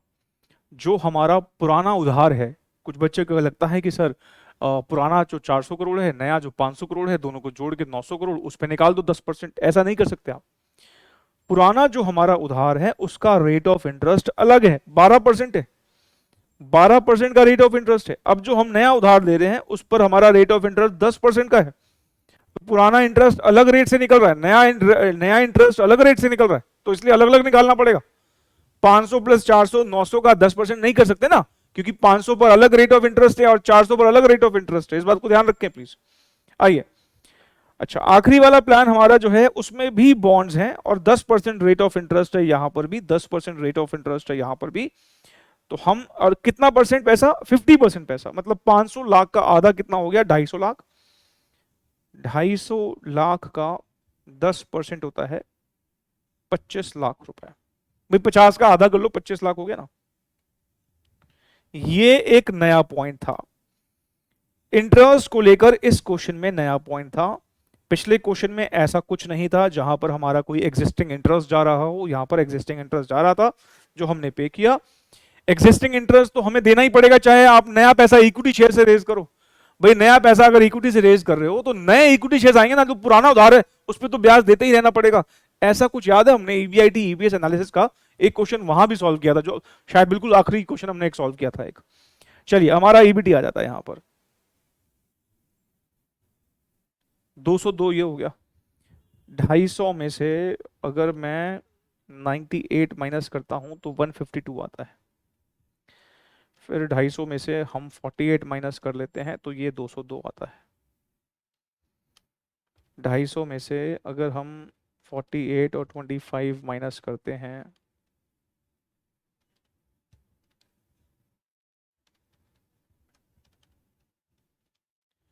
वन 177 आता है। टैक्स का रेट हमें दे रखा है 35% का। चलिए टैक्स निकालिए।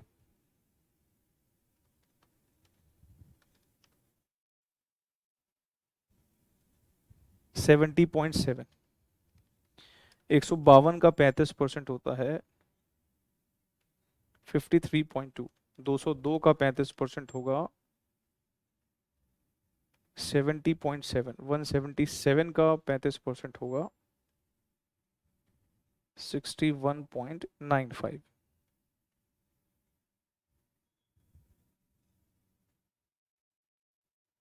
अर्निंग आफ्टर टैक्स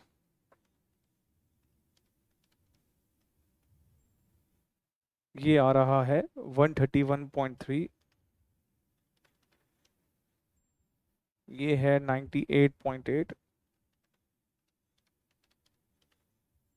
ये है 131.3,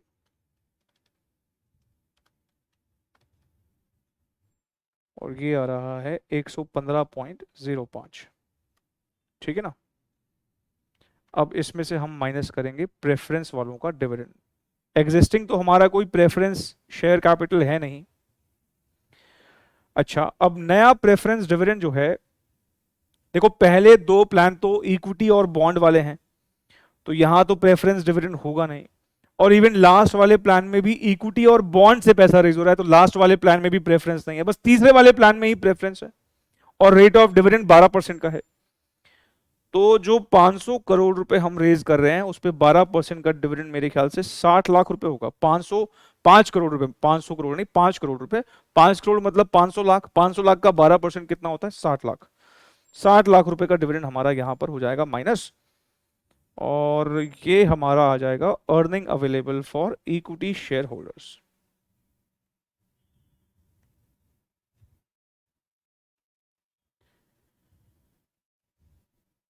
98.8 और 131.3 में से 60 माइनस अगर हम कर देते हैं तो 71.3, 115.05, ठीक है। और अब हम नंबर ऑफ इक्विटी शेयर से इसको डिवाइड कर देने वाले हैं।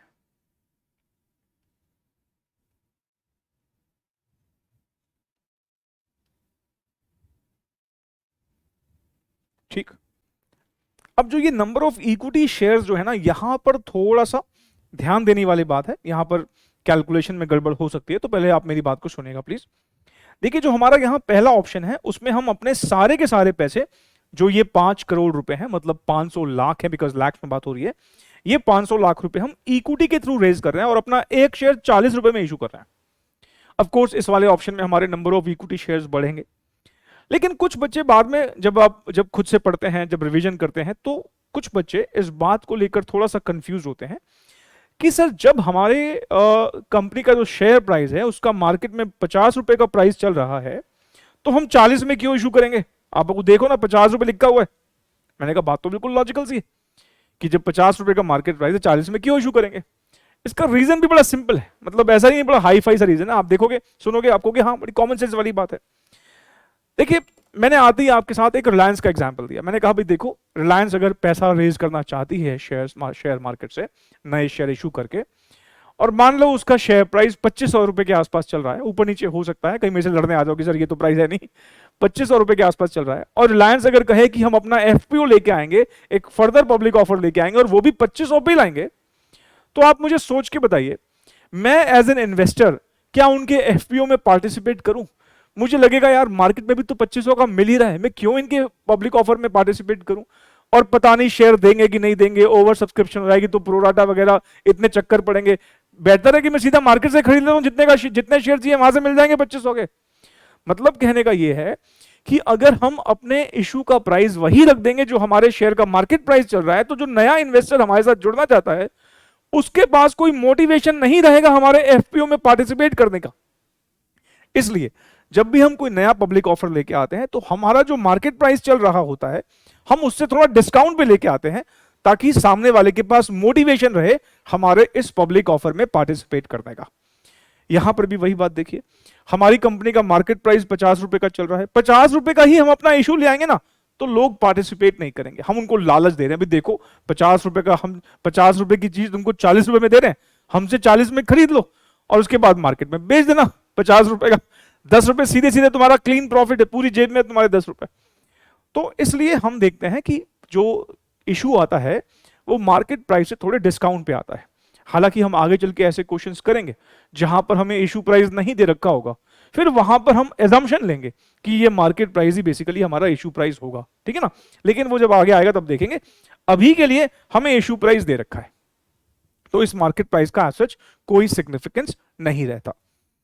अब क्योंकि हमें तो नंबर ऑफ शेयर चाहिए, अब जरा सोचिए, एक शेयर जब आप इशू करते हैं तो आपके पास 40 रुपए रेज होते हैं, एक शेयर पर 40 रुपए रेज होते हैं।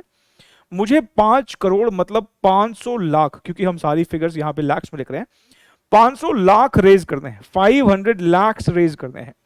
एक शेयर पर 40 रुपए हमें मिलते हैं, तो 500 लाख रुपए हम कितने शेयर इशू करने पर रेज कर लेंगे? 500 को 40 से जब डिवाइड करते हैं हम, मेरे ख्याल से 12.5 आना चाहिए, 12.5 आएगा, मतलब 12.5 लाख शेयर इशू करने पड़ेंगे। मतलब पहले वाले ऑप्शन में 10 लाख शेयर तो हमारे पास पहले से ही हैं, और 12.5 लाख और रेज हो जाएंगे, 12.5 लाख और शेयर आ जाएंगे, तो 22.5 लाख शेयर हो जाएंगे पहले वाले ऑप्शन में, ठीक है ना। मतलब ये कि नंबर ऑफ शेयर निकालने के लिए हमें क्या करना पड़ेगा, जितना पैसा हम इक्विटी से रेज कर रहे हैं डिवाइड बाय 40 रुपीज। मेरे ख्याल से बात समझ में आ गई होगी। ये बात मैं आपको बता चुका हूं, यहां पे हम सारी कैलकुलेशन लैक्स में कर रहे हैं, तो इसलिए हम यहां पर 10 के आगे 5 जीरो नहीं लगाएंगे, हम 10 लिखेंगे सिर्फ, क्योंकि लैक्स में ऑलरेडी बात हो रही है। प्लस 500 लाख को हम 12.5 से डिवाइड कर देते हैं, तो 10 प्लस, सॉरी 12.5 से नहीं 40 से डिवाइड करेंगे ना, 12.5 तो आएगा, तो ये हमारे 22.5 लाख शेयर होते हैं, ठीक है ना। अच्छा, दूसरे वाले ऑप्शन में हम देखते हैं, हमने तो बॉन्ड से ही रेज किया, तो यहां तो 10 लाख वैसे ही रहने वाले हैं, जो पुराने वाले शेयर है वही रहेंगे, नए तो कोई आए नहीं। तीसरे वाले ऑप्शन में भी सारा का सारा पैसा प्रेफरेंस शेयर से इशू हुआ है, तो यहां पर भी 10 लाख ही रहने वाले हैं। चौथे वाले में हमने आधा इक्विटी से रेज किया है, 50% इक्विटी से रेज किया है और 40 रुपए का ही शेयर इशू किया है। इसका मतलब यहां पर 10 प्लस 250 को 40 से डिवाइड कर देंगे। 250 को 40 से डिवाइड करने पर आता है 6.25 और टोटल हो जाएगा 16.25। ठीक, 16.25 ये हमारे नंबर ऑफ इक्विटी शेयर्स हो गए। और अब हम ईपीएस निकाल लेंगे, earning available for equity share holders divided by number of equity shares. 131.3 divided by 22.5 करके बताओ।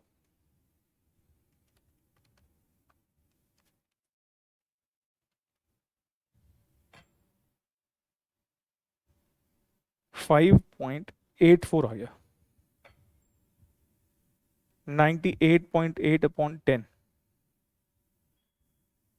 9.88 हो जाएगा।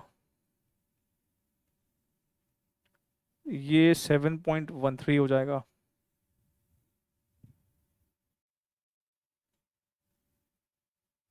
एक 115.05 divided by 16.25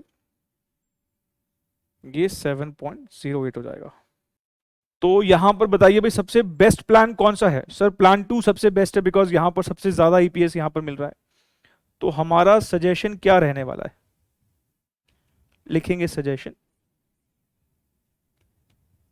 plan 2 is giving maximum EPS of rupees 9.88. Thus, funds should be raised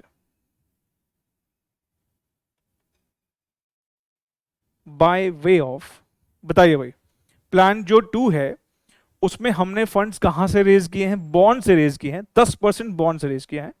तो funds should be raise by way of 10% bonds to maximize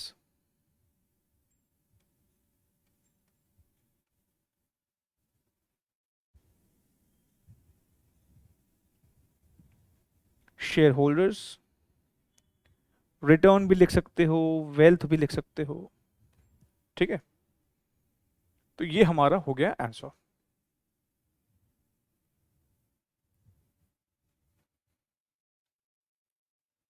इसमें उसने ना हमसे एक बात और पूछी है।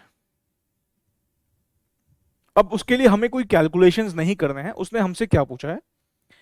कहता है what more information is required if the market price of equity share is criterion for decision making।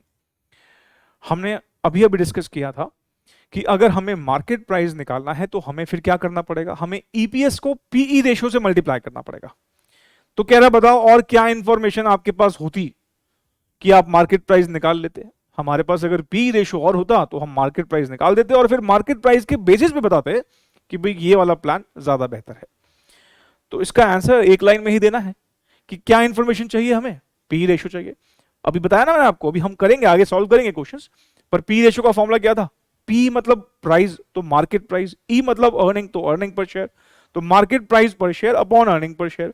Market price निकालना तो क्या करना चाहिए? अर्निंग पर शेयर को पी रेशियो से मल्टीप्लाई कर देना चाहिए, सिंपल। तो हमारे पास अर्निंग पर शेयर तो है ही, पी रेशियो और होता तो मार्केट प्राइस निकाल देते। तो इसकी बात का जवाब हम क्या देंगे? इसकी बात का हम जवाब ये देंगे, लिखिएगा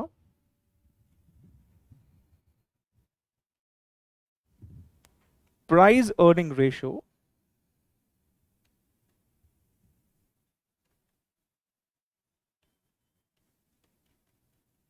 is required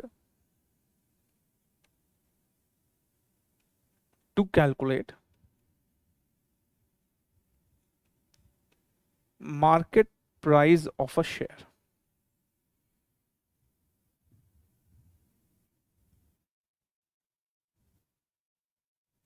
if PE ratio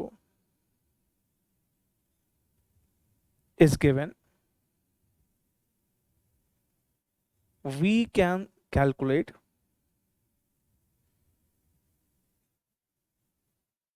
market price. We can calculate market price of a share as under. कैसे निकालते हैं? Market price is equals to earning per share को हम पी रेशियो से मल्टीप्लाई कर देते हैं। ठीक है, तो ऐसा करो आप ना, ये जो क्वेश्चन नंबर 2 है, ये जो हमने किया पहले ईपीएस निकाला, इसको तो ए पार्ट दे दो, और जो उसने एक बात और पूछी है यहां से, इसको बी पार्ट दे दो। ये इसका बी पार्ट हो गया। ठीक है,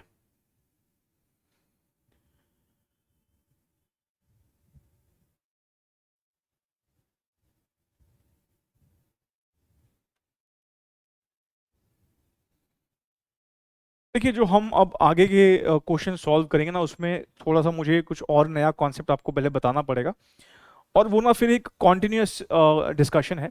तो मैं नहीं चाह रहा हूँ कि उसकी आधे डिस्कशन आज की क्लास में हो, फिर आधे डिस्कशन अगली क्लास में हो। तो फिर ऐसा करते हैं कि हम अपनी आगे की क्लास जो है वो अगली क्लास में ही कंटिन्यू करेंगे। आगे का जो हमारा कॉन्सेप्ट है वो अगली क्लास में ही कंटिन्यू करेंगे, ताकि वो कॉन्सेप्ट ना हमारा पूरा एक रिदम में हो जाए। उस कॉन्सेप्ट को मैं समझाऊंगा अगली क्लास में, लेकिन स्टिल अगर आप चाहें तो मैं आपको कहूंगा कि क्वेश्चन नंबर 3 ना आप घर पे ट्राई कीजिएगा। मुझे पूरा विश्वास है कि आप गलत करेंगे। अपने फेयर नोटबुक में मत करना, रफ में ही करके देखना इस क्वेश्चन को। मैं करवाऊंगा, इसको आते ही करवाऊंगा इस क्वेश्चन को। मैं चाहता हूं कि पहले वो गलती आप करें, ताकि मैं जब इसको फिर समझाऊं तो आपको बात बहुत बढ़िया से समझ में आए।